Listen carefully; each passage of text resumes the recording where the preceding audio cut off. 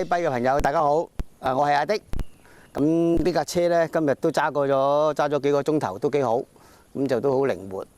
咁我以前都揸開咗嘅700cc 嘅車咧，就分別就呢架車咧，仲比佢靈活啲添。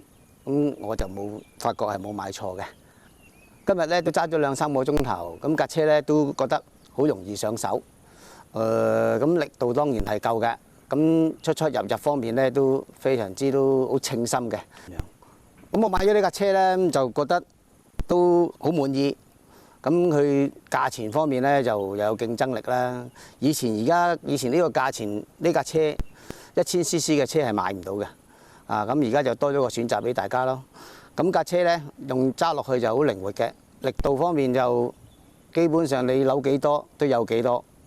咁暫時嚟講我就非常之滿意。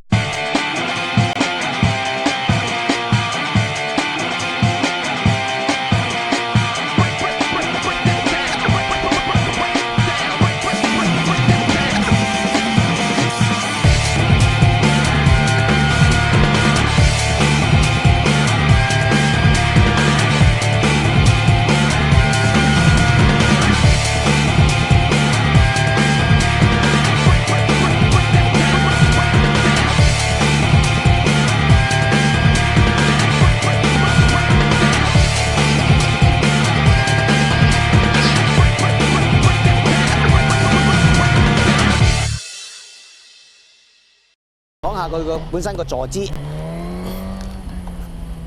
咁佢個太頭咧又唔會話太過矮啦，咁一般咁樣坐咧都好自然、好舒服嘅。咁就新手都冇乜問題。腳踏方面又唔會太過高啊，都好適中。咁樣 brake 制動方面嘅，今日試落去咧都冇特別發覺冇咩，即係冇今日試落去咧就冇特別發覺有咩問題，全部都好滿意。咁嗰張凳咧就材料用方面咧都好平衡，好舒服下。咁只需要都係喺油門方面啦，自己要就一就啦。咁就長揸長有，又安全到步啦。You're now watching iBike.